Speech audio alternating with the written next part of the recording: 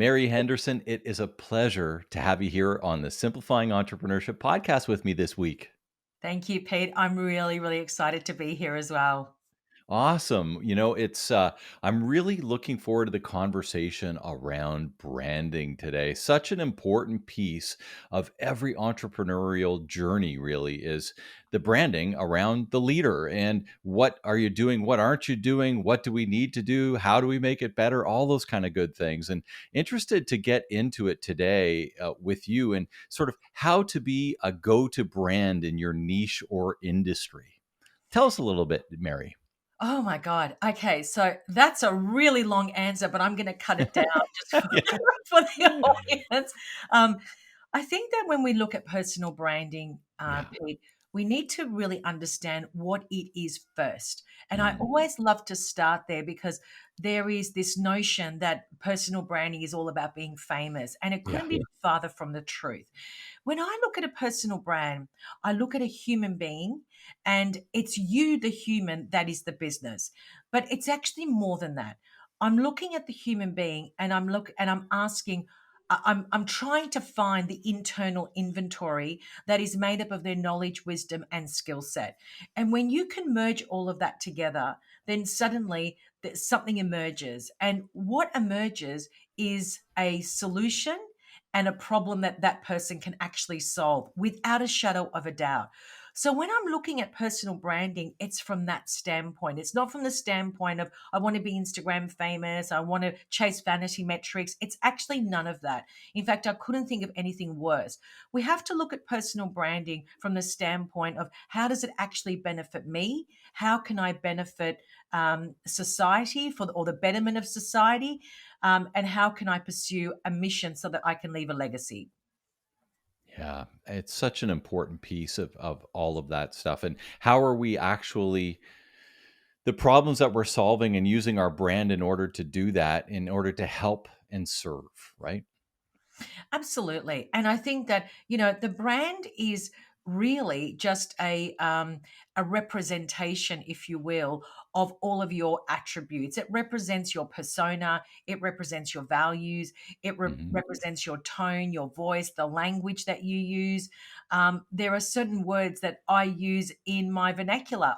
They're my words. I'm not Yeah. making them up. They're just natural to me. And it's funny because people pick up on those words and they're like, hey, you use that word currency a lot. What's with that word? But, there's a whole story wrapped around that word. For It's not just sure. a word that I've chosen. So it really is about a representation of who you truly are in your natural state of being. Yeah. Mary, I want to talk a little bit about niche. And I know that's one of your key words that you use a lot too. And why are you so passionately against people looking for a niche? I think that we've got to get out of this digital marketing mindset.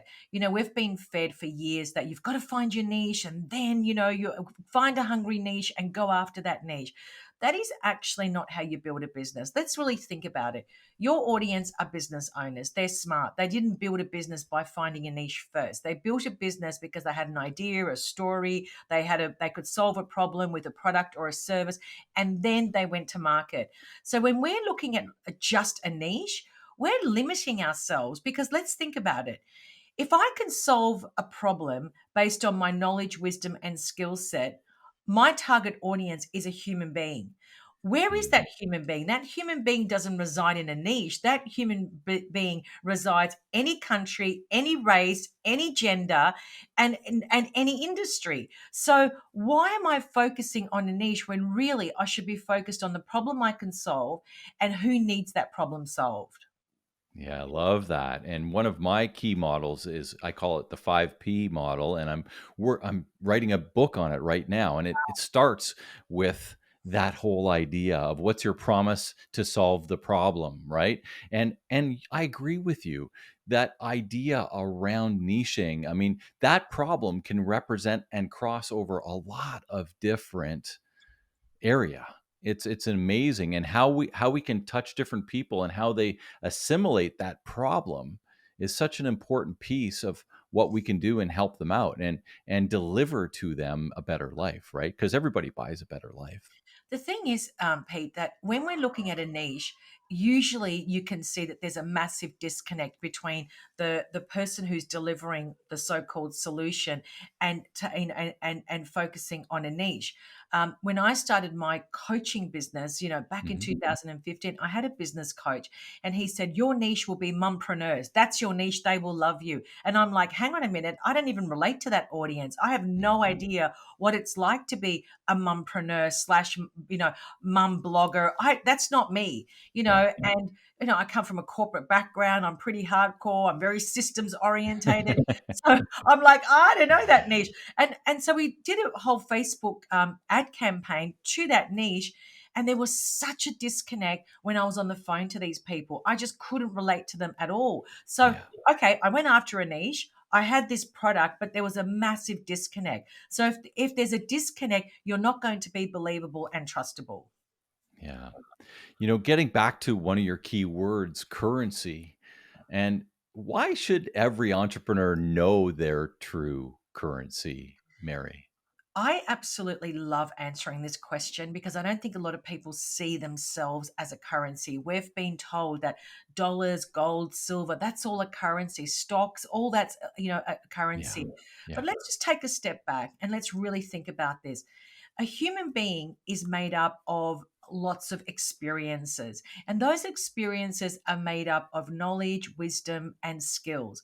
So, when we look at knowledge, wisdom, and skills as a currency, let's just say that that you've been an accountant for 20 years, okay? And your Yeah. specialization is in tax, for example. You've accumulated a lot of knowledge and a lot of wisdom around that specialization. Let's take it one step further and break it down. Let's just say that you have accumulated 30,000 hours of knowledge, wisdom, and skills in that one specialization. Let's multiply that 30,000 hours by an hourly rate. Let's call it $100 an hour just to be conservative. Yeah. There's a lot of currency in that knowledge, wisdom, and skill set. So, what do, Pete? Do we just retire at 60 and look back and say, oh, that was a sheer memory? All of that knowledge, wisdom, and skills. Wow, isn't that was a great memory? Or do we take that inventory and do something with it? Yeah. And I mean, I'm of that platform for sure. I mean, I have no intention on hanging up hanging up. I mean, I'm 51, but Yeah. I don't want to retire. And I Oh, wow. love having conversations with clients. I love helping them get through their issues, their problems in entrepreneurships, and talking to people like you, and learning around all these different cool things. I mean, it's such an important piece for me as an entrepreneur, because what it does for me is it gives me strength, not takes it away. And I think that's the beauty of doing what you love to do and promoting that sort of stuff. It's like, hey, if you really love it, it's going to give you energy. Why would you ever retire from that? Absolutely. And I think that, where I come in, in terms of my philosophy is that it's exactly that. It's let's take all of that inventory and let's do something with it.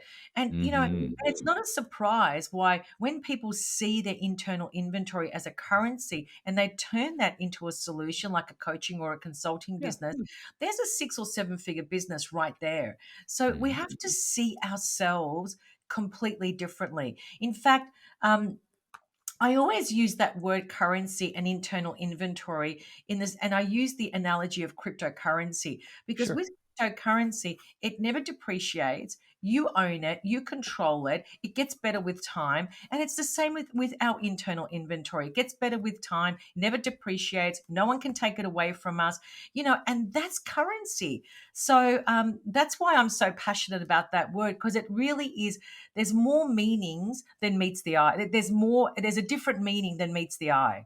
Yeah, there is. I love that. I love that whole take on currency, and I'm going to start. I'm going to steal that. I think, and Okay. use that a little bit, Mary. I don't use that word in that framework as much, but I really like it, and I think our Thank clients, you. our listeners, will too. Let's dig into the idea of why a pull strategy is so critical for a personal brand. When I talk about a pull strategy, I specifically talk about how we put ourselves out there in the actual public world. Yeah. And typically, we look at things like social media, we're looking at our content strategy, lead generation strategy, etc. What a lot of people tend to do, and this still happens till this day, doesn't matter who you are, we're pushing our products and Mhm. services. There's almost a desperation in the marketplace. And Pete, on social media, everyone's Mhm. chasing vanity metrics. It's all about look at me, look at me. We actually don't need to be like that. It's actually it's such an old way of showing up. What we need to understand is how do we pull people, how do we pull our target audience into our ecosystem and start a conversation? That's where we need to go. And that does take a bit of a skill in understanding how to write. We need to understand how to write stories. We do need to understand marketing, and we need to understand that we need to go back to where it started, and that is humans connecting with humans, not Yeah. humans connecting with robots. Yes, the platform that we use is managed by a robotic, platform. However, we as humans are feeding that platform, that AI, with information and data. It doesn't survive without a human interaction. So my philosophy is, I still want to have that heart to heart conversation with you, Pete. I really do. Yeah. I don't want to email you. I don't want to SMS you. I can do all of that. But when I can have this heart to heart conversation with you, it changes the whole dynamic. And we need to take that idea on social media, on a keynote, on a panel discussion, on a podcast interview. We really need to humanize that process and bring people into our ecosystem. Once people come into our ecosystem, then we can lead them where we want them to go. Love that. I love that, Mary. And, our podcasts are short here on the Simplifying Entrepreneurship podcast. And maybe we'll have the opportunity to have you back someday and talk a little bit more about personal branding. And until then, for those that have had enjoyed this conversation, want to learn a little bit more about you and how to get a hold of you to learn even more, how do they do that? They can email me, mary@maryhendersoncoaching.com. You can go to my website, maryhendersoncoaching.com. Instagram and Facebook is also Mary Henderson Coaching, as is LinkedIn as well. So LinkedIn, I'm at Mary Henderson Coaching with a pink circle around my face. Awesome. Well, thanks so much for spending some time with me and really enjoyed the conversation here, Mary. And I've got some homework to do for my personal brand that I'm going to take in after this conversation. And we always talk about using the actions and what are you going to do right after this show. And I've got a few things already brewing. So thanks again and Thanks, appreciate our Pete. conversation. Bye for Thank now. you.